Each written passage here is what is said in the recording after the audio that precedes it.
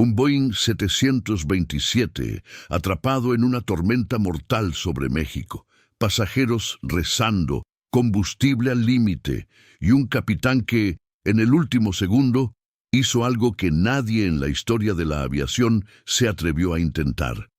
¿Cómo logró salvar 142 vidas cuando todo indicaba que se estrellarían? Quédate, porque lo que hizo cambiará tu forma de ver la valentía para siempre. Y si te atreves a escuchar hasta el final, suscríbete ahora, porque cada historia aquí te llevará al límite. El cielo sobre la Sierra Madre se extendía como un lienzo gris y denso. La lluvia, fina al principio, se había convertido en una cortina constante que golpeaba con furia el parabrisas del viejo Boeing 727 de Aeroméxico. Dentro de la cabina, el capitán Ernesto Zamora, con 28 años de experiencia en vuelo, mantenía una expresión pétrea, pero sus manos apretaban el yugo con más fuerza de lo habitual. El avión había despegado de Monterrey con destino a Ciudad de México, pero las tormentas que se formaban sobre el centro del país eran tan intensas que el radar meteorológico mostraba manchas rojas y púrpuras, como heridas abiertas en la pantalla. A su lado, el primer oficial Luis Ortega lanzaba miradas rápidas a los instrumentos, intentando no mostrar el nerviosismo que le secaba la garganta. En la cabina de pasajeros, el murmullo habitual se había apagado. Un niño lloraba sin consuelo en la fila 14, mientras una señora rezaba en voz baja, con un rosario que se movía en sus manos temblorosas.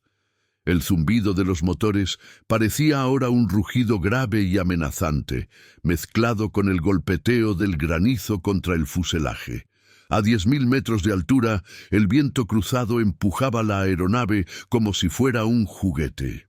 Ernesto sabía que tenían combustible suficiente para llegar, pero no para seguir dando vueltas si el aeropuerto se cerraba. La torre de control avisaba de ráfagas de viento de más de 80 kilómetros por hora y visibilidad reducida a menos de 800 metros.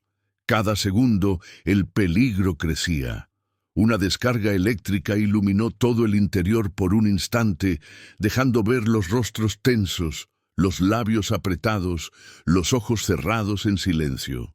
Ernesto inhaló profundamente, sintiendo el olor metálico del ozono, y pensó en algo que no le dijo a nadie. Su esposa e hija viajaban en ese mismo vuelo, sentadas discretamente en la parte trasera. La turbulencia aumentó. Un golpe seco sacudió el avión hacia la izquierda. Los cinturones se tensaron y una maleta cayó de un compartimento. Ernesto activó el piloto manual. No había margen de error, ni uno solo. El Boeing 727 descendía lentamente, pero cada metro hacia el suelo parecía aumentar la furia de la tormenta. La lluvia azotaba el fuselaje como si fueran miles de piedras diminutas. El rugido del viento se colaba por cada ranura de la estructura y llenaba la cabina con un silbido agudo y constante. El capitán Ernesto mantenía los ojos fijos en el horizonte artificial, porque mirar afuera era inútil. Solo se veía una masa gris, densa y giratoria. A través de la radio, la torre repetía la advertencia. Ráfagas impredecibles, pista mojada, visibilidad casi nula. Luis, el primer oficial, tragó saliva y murmuró algo que casi no se escuchó. Si no lo logramos a la primera, no tendremos suficiente combustible para un segundo intento. El estómago de Ernesto se tensó. Sabía que su margen era mínimo. La turbulencia golpeó otra vez, haciendo que el avión cayera unos metros de golpe. Algunos pasajeros gritaron, otros se aferraron con los nudillos blancos a los reposabrazos. El niño de la fila 14 ahora lloraba a gritos. De pronto, un destello blanco atravesó la cabina. Un rayo impactó cerca del ala izquierda.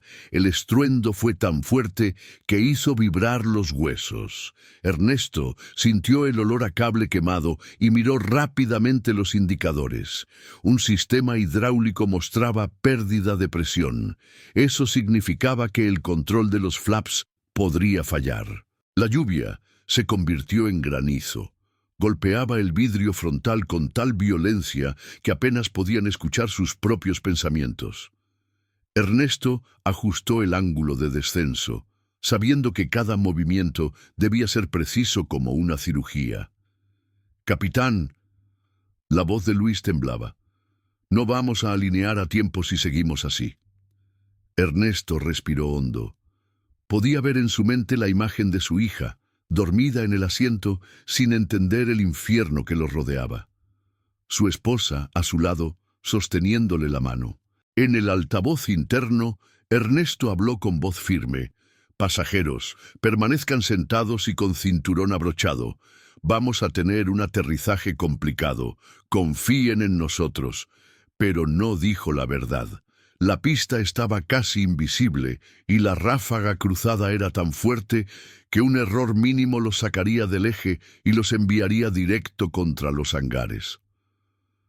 Luis giró para mirarlo, buscando una orden. Ernesto apretó los dientes. Y en ese instante, cuando estaban a menos de un minuto del contacto con tierra, decidió hacer algo que ni siquiera el copiloto esperaba. A menos de 300 metros del suelo, el Boeing 727 se balanceaba como un péndulo descontrolado. La pista, difusa y plateada por la lluvia, apenas se distinguía entre la neblina. Las luces de aproximación aparecían y desaparecían, como si el aeropuerto jugara a esconderse.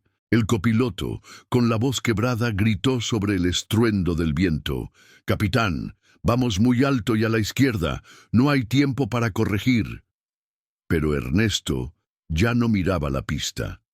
Sus ojos estaban en el radar, donde un eco extraño mostraba algo que no debería estar ahí. Otra aeronave, estacionada en la cabecera, bloqueando parte de la franja de aterrizaje. La torre no había dicho nada. El protocolo decía que debía abortar la maniobra y buscar un alterno, pero sabía que no tenían combustible para llegar. En un acto que parecía suicida, Ernesto tiró del yugo y viró bruscamente el avión hacia la derecha, como si renunciara a la pista. Los pasajeros gritaron, algunos rezaban, otros juraban que se iban a estrellar en el campo fangoso que rodeaba el aeropuerto. El tren de aterrizaje cortó las capas de nubes bajas, y en medio de la cortina de agua apareció una franja estrecha. Un camino de servicio, iluminado por las luces de emergencia. Era una maniobra imposible. El Boeing debía entrar allí en ángulo milimétrico, con el riesgo de que una sola rueda tocara el pasto y volcaran. Ernesto ajustó los flaps manualmente, sintiendo la presión hidráulica fallar. Los motores rugieron al límite. La vibración era tan fuerte que parecía que el avión se desintegraría antes de tocar tierra. En la cabina de pasajeros, la gente se abrazaba. Un hombre gritaba que saltaran las máscaras de oxígeno. El niño de la fila 14, en cambio, estaba en silencio, mirando por la ventana con los ojos muy abiertos. Y entonces, en el último segundo antes del impacto, Ernesto giró suavemente el timón, enderezó el avión y lo hizo aterrizar sobre ese camino estrecho, frenando con la ayuda inversa de los motores y la fricción brutal contra el asfalto mojado. Las ruedas derraparon, pero milagrosamente se detuvieron a pocos metros de un muro de concreto. Un silencio absoluto invadió la aeronave. Solo se escuchaba la lluvia cayendo y el jadeo de los que habían dejado de respirar. Luis, aún temblando, le preguntó: «¿Cómo supo que ese camino estaba allí?» Ernesto lo miró, con los ojos enrojecidos. «Mi padre fue ingeniero en este aeropuerto. Yo jugaba aquí de niño. Sabía que, si alguna vez todo fallaba, este sería el único lugar donde podría salvarnos». El copiloto tragó saliva.